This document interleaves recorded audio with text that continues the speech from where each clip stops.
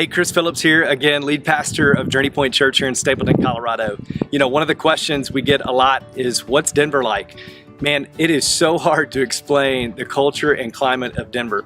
Obviously, you have the Rocky Mountains. Here in the city of Denver, you're within an hour's drive of some of the most world-class hiking trails and mountains that are known in the U.S. You also have professional sports teams, the Broncos, the Rockies, the Nuggets, the Avalanche, lacrosse, you name it, there's stuff to do here. And then you have the city life. You have the city of Denver, which is a great, flourishing and thriving and growing city. You see, there are about 8,100 people a month moving into the city of Denver. Denver is actually second in the nation in terms of IT and technological aspects, only to Silicon Valley. Tons of job opportunity, tons of growth. Yet, on the flip side of all of that, what you and I are focused on here, there are almost no life of Christianity. You see, out of the 4.3 million people that call Greater Denver home, roughly 3.2 million of those people have no religious affiliation. In Denver, there are only 12% of the population that has a religious affiliation. And out of that 12%, 6% are only ones that claim an evangelical presence in the religious background. And so there are tons of opportunity here to share the gospel with people that have no relationship with Jesus Christ. That's a hard problem, though, because there are relatively no churches. You see, in the city of Denver, there's one marijuana dispensary for every 11,813 people. This was the first state to legalize marijuana back in 2012.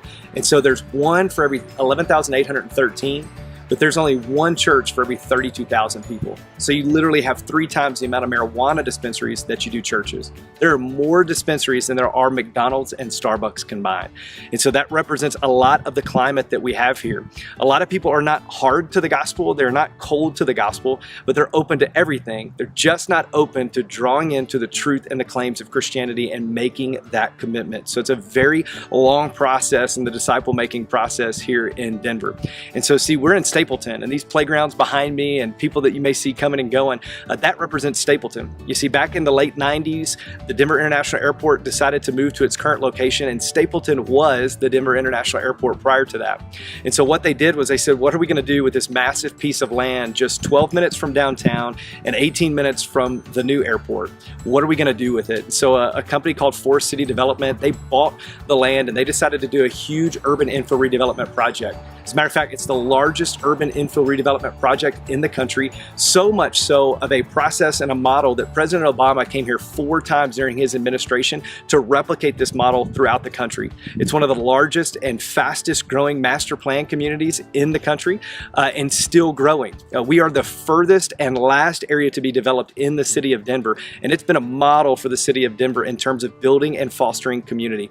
It's 0 lot line, rear entry homes, but there are parks, just like you see behind us, all over the place. Out of the 7.5 square miles that Stapleton calls home, there's over 1,500 acres of park space.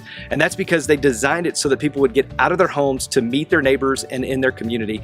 And last, they wanted it to be diverse. They wanted to keep diversity in Stapleton. And see, surrounding communities like Montbello and Montclair and North Aurora, those areas are about 30% African American, 30% Hispanic, and 30% Caucasian, with an influx of Pacific Asian and also some refugees from Afghan and Syria.